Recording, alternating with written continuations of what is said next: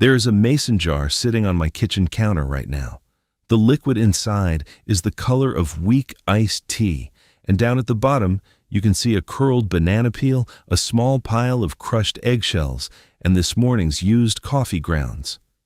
24 hours ago, every bit of that was on its way to the trash can. By tomorrow night, that jar will be full of homemade liquid fertilizer, the same kind of thing the garden center sells in a plastic bottle for about $15, and it will not have cost me 1 penny. I pour it on my green onions, my lettuce, my celery, and my tomato plants out on the balcony, and the difference shows up in about 2 weeks. Darker leaves, thicker stems, more food coming out of the exact same containers. Free food, fed by free fertilizer, made from things you were about to throw away anyway. Today, I am going to show you the whole method, start to finish, right here in my kitchen. And if you can make a jar of sun tea, you can make this. But stay with me all the way to the end, because there is one 10-second job you have to do to that jar twice a day while it sits. And it is the single difference between a jar of free plant food and a jar of stinking swamp water that can actually hurt your plants. It is the step almost everybody skips, and almost nobody ever explains why it matters. I will, and once you hear the reason, you will never skip it again. I'm Jake, though most folks around here know me as Backyard Buddy. 3 years ago, I was the guy who killed houseplants, including one cactus, which takes real commitment. Then, a bunch of green onion ends I tossed at the trash can missed, landed in a glass of water on the counter, and sprouted 3 days later. Since then, I have regrown hundreds of plants from kitchen scraps on my windowsills and balcony. My grocery bill has dropped by nearly a third, and my neighbor Gloria upstairs, a retired school teacher who taught me half of what I know, has been growing on her balcony this way for 20 years. Now let's talk about why this jar exists at all. Walk into any garden center in America and look at the fertilizer shelf. A bottle of liquid plant food for vegetables runs somewhere between $12 and $18, depending on the brand. And if you feed a balcony garden or a windowsill garden the way the label tells you to, every couple of weeks through the growing season, one bottle does not last the summer. You are back at that shelf by July. Meanwhile, the average American kitchen throws away the exact ingredients that plant food is built from every single week. Banana peels, loaded with potassium. Eggshells, which are almost pure calcium. Used coffee grounds, carrying a gentle dose of nitrogen. Out they go, into the trash bag, down to the curb, while a $12 bottle rides home from the store in the trunk. My first spring regrowing food, I bought the bottle. Gloria watched me carry it up the apartment stairs, and she laughed and she said, "Jake, you are buying what your trash can makes for free." She was right, and she usually is. That's not garbage. That's groceries, and today, it's also the thing that feeds the groceries. And keep that stirring step in the back of your mind, because I promise you, the why behind it is the best part of this whole video. Now, this fertilizer recipe belongs to the same simple system as everything else I teach, and the whole system lives in a book I put together called The 30-Day Kitchen Scrap Garden Protocol. It is 172 pages, written for absolute beginners with zero experience, 0 yard, and close to 0 budget, in the same friendly walk-you-through-it style you are hearing right now. Inside, there are 31 regrowable crops, and every one of them has its own plain instructions for regrowing from scraps. There is the $10 starter kit, gathered mostly from things you already own. There is a 30-day, day-by-day plan that takes you from your first glass of water on the windowsill to your first harvests. And there is full troubleshooting support for when a scrap sulks, because sometimes they sulk. The book is $17, marked down from $47, one time, against a grocery bill that drops every single week after. Mine dropped by nearly a third. Now go ahead and grab your phone and open up your camera, the same one you use to take pictures. Point it at that square code on your screen and hold it steady for a second. A little link will pop up, give it a tap, and it will take you straight to the book. And if you are watching on your phone right now, The link is waiting for you right down below in the description. Take your time, there is no rush at all. I'll wait right here. All right, buddy, let's build this jar together. First, let me introduce you to the 3 ingredients because each one earned its spot. The first is 1 banana peel. A banana peel is one of the richest free sources of potassium you will ever hold in your hand, and potassium is the nutrient that pushes plants to flower and to fruit. If you want tomatoes instead of just tomato leaves and peppers instead of just pepper bushes, potassium is doing that work underground. The second ingredient is eggshells, 3 of them. Eggshells are nearly all calcium carbonate, and calcium builds strong cell walls in a plant the same way it builds strong bones in us. Tomato growers care about calcium most of all because a calcium-starved tomato plant produces fruit with ugly, sunken black bottoms, a problem called blossom end rot. And the fix starts with the shells you cracked at breakfast. The third ingredient is used coffee grounds, 2 tablespoons. Used grounds carry a mild, gentle amount of nitrogen, and nitrogen is what makes leaves. Lettuce, green onions, celery, herbs, all the leafy things I regrow on the windowsill, drink nitrogen like sweet tea in August. And so look at what we have. Potassium for the fruit, calcium for the structure, nitrogen for the leaves. That is the same 3-part promise printed on the front of that $15 bottle at the garden center. And all 3 parts were in your kitchen this morning, headed for the trash.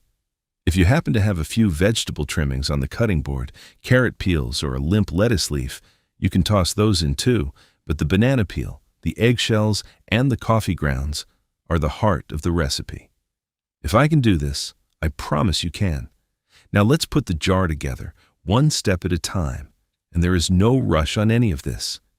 Get yourself a quart mason jar or any clean glass jar about that size. That is a quart, 4 cups. Take 1 banana peel and tear it into 4 or 5 pieces. Drop the pieces into the jar. Take your 3 eggshells and rinse them under the faucet for a few seconds. Rinsing matters because the slick of raw egg left inside a shell is what turns a jar sour, and a quick rinse takes 10 seconds. Crush the rinsed shells in your hand right over the jar. Smaller pieces give the water more surface to work on, so crush them down to about the size of a dime or smaller. Now add 2 tablespoons of used coffee grounds. That is, 2 tablespoons, not 2 scoops, because coffee is the strong personality in this jar, and a little goes a long way. Fill the jar with plain tap water and stop about 1 inch below the rim. 1 inch of breathing room, because this mixture likes a little airspace at the top. Do not screw a lid on. I want you to hear that one again because it matters. No lid. A sealed jar is exactly how you brew the swamp water I warned you about, and the reason why is coming at the end. Instead, lay a piece of cloth or a paper coffee filter over the mouth of the jar and hold it down with a rubber band. That keeps curious fruit flies out and lets air in. Set the jar on your kitchen counter, out of direct sunlight, somewhere around normal room temperature, right around 70 degrees Fahrenheit. Mine sits next to the toaster. That's it. That is the whole build. A banana peel, 3 eggshells, 2 tablespoons of grounds, water to 1 inch from the top, cloth, rubber band, counter. You cannot really mess this up. So what happens now? Now the jar does the work, and you mostly watch, which is my favorite kind of gardening. Over the next 3 days, that clear water is going to change in front of you. By the end of day 1, it turns a pale straw color, like very weak tea. By day 2, it deepens to gold. By day 3, it looks like the jar you saw at the start of this video, a warm amber, the color of iced tea made by somebody who got distracted. What you are watching is the water pulling the good stuff out of those scraps. The potassium leaches out of the banana peel. The nitrogen washes out of the coffee grounds. A little of the eggshell surface dissolves in, and an invisible workforce of ordinary harmless kitchen bacteria moves in and starts breaking those scraps down into forms a plant's roots can actually drink. 3 days at room temperature is the number. Not 1 day because the water has not pulled enough out yet. And not a week because past 4 or 5 days, the jar starts heading somewhere you do not want it to go. 3 days. And twice a day during those 3 days, morning and night, you are going to do the 10-second job I keep promising to explain. Do it on faith for now. Hold that thought, because the reason behind it is the whole engine of this method, and we are getting close. Day 3 arrives, and it is harvest time. Kitchen style. Set a pitcher in the sink. Set a colander or a mesh strainer over the pitcher, and if you want the liquid extra clean, lay a paper coffee filter in the strainer. Pour the whole jar through. What lands in the pitcher is your finished concentrate. And here comes the most important number in this entire video. So I'm going to say it slowly. You do not pour this on your plants straight. You dilute it, 1 part fertilizer tea to 4 parts plain water. 1 to 4. So 1 cup of tea gets 4 cups of water. Straight from the jar, this stuff is strong enough to stress the roots of a small container plant. The same way a triple espresso would rattle somebody who usually drinks decaf. Cut 1 to 4, it becomes a gentle, steady meal. After dilution, the mix in your watering can should look like very weak tea, just barely tinted. If it still looks dark, add more water. When in doubt, weaker is always safer because you can feed again in 2 weeks, but you cannot unburn a root. Use your diluted batch within about 3 or 4 days and keep any extra concentrate loosely covered on the counter, not sealed, for the same reason the jar never got a lid. Now let's feed something. Take your watering can of diluted tea out to wherever your plants live, the windowsill, the balcony, the porch steps. Pour about 1 cup around the base of each container plant, right onto the soil, not on the leaves. 1 cup per container at the soil, in the morning. Morning is best because the plant spends the whole day drinking while the sun drives it. Do this every 2 weeks through the growing season. Every 2 weeks, that is the rhythm, and more is not better. Overfeeding is the classic beginner mistake, and it comes from love. But plants are like guests at Thanksgiving.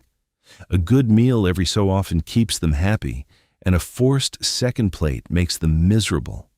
Who gets fed first at my place? The heavy eaters. The tomato plants in the 5-gallon buckets on the balcony get it, and they love the eggshell calcium most of all. The regrown celery gets it. The lettuce bowls and the green onion jars that have graduated into soil get it. My herbs get a half portion, half a cup, because herbs actually taste better when they are kept a little bit hungry. And here's a piece of thrift that still makes me smile. The wet solids left in your strainer are not done working. Dig a small hole in one of your larger containers, an inch or 2 down, bury those spent scraps, and cover them back up. They will keep breaking down in the soil for weeks, a slow snack under the surface. Gloria tucks a piece of banana peel into the bucket every time she transplants a tomato, and she has done it for 20 years, and her balcony tomatoes are the proof 2 floors up. Nothing from that jar gets wasted, not one thing. Before we get to the big why, let me hand you the troubleshooting kit, because I want your first jar to work. Your nose is the best instrument you own here. A healthy jar smells earthy, like a forest floor after rain, or like the bag of potting soil when you first open it. That smell means the right workforce is on the job. If the jar ever smells rotten, sour, or like eggs gone bad, do not argue with it and do not use it. Pour it out, rinse the jar, and start again tomorrow. And here's the beautiful part. Starting over costs you nothing. The ingredients were free. The do-over is free. That is a kind of forgiveness the $15 bottle never offers. If you see a patch of white fuzz on the surface, same answer. Out it goes. Fresh start. And if your plants ever look a little pale or tired a day after feeding, your mix was too strong. So next batch, dilute further, 1 part tea to 5 or 6 parts water, and ease back in. None of these stumbles mean you have failed.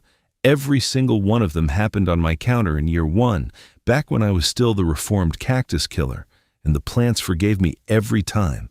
And now, buddy, the part I have been promising since that first look at the jar. The 10-second job.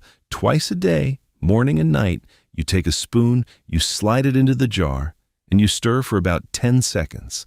That's it. So why does something that small decide everything? Because inside that jar, there are two families of bacteria competing for the same scraps, and they are not on the same team. The first family needs oxygen to live. Those are the good workers. They break your banana peel and coffee grounds down into clean, root-ready plant food. And they are the ones that make the jar smell like fresh earth. The second family thrives only where oxygen has run out. And when that crowd takes over, they produce the rot smell, the sulfur, the sour sharpness, along with byproducts harsh enough to burn the very roots you're trying to feed. Here's the catch. Still water runs out of oxygen fast. In a quart jar of steeping scraps, the good workers can breathe through most of the dissolved air in about a day. Left alone, the jar quietly flips from the earth-smelling team to the swamp-smelling team. And most folks never know why their batch went bad. Your spoon is the whole defense. Every stir folds fresh air down into the water, resupplies the oxygen, and keeps the good family winning for another 12 hours. That is why serious compost tea brewers run aquarium bubblers in 5-gallon buckets around the clock. You and I do not need a pump. For 1 quart on a kitchen counter, a spoon twice a day, 10 seconds, does the same job. And that is also why the jar never gets a sealed lid, and why the smell test works, because your nose is simply reporting which team is ahead. 10 seconds, twice a day. That is the entire secret, and now you know exactly why. And honestly, that is the whole idea of everything I do, one scrap at a time, one small step that changes everything. The book walks you through 31 crops the very same way, day by day, starting with stuff that is sitting in your kitchen tonight. The 30-day kitchen scrap garden protocol is $17, one time, marked down from $47, and it starts paying you back at the grocery store the first week your windowsill produces dinner. $17 against a bill that keeps shrinking. That math is why I wrote it. Now go ahead and grab your phone and open up your camera, the same one you use to take pictures. Point it at that square code on your screen and hold it steady for a second. A little link will pop up, give it a tap, and it will take you straight to the book. And if you are watching on your phone right now, the link is waiting for you right down below in the description.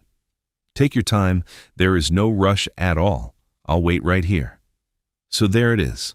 1 banana peel, 3 eggshells, 2 tablespoons of coffee grounds, 3 days on the counter, a 10-second stir morning and night, diluted 1:4, and your fertilizer bill is 0 for as long as you eat breakfast.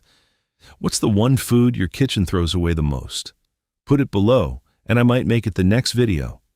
I read every single one.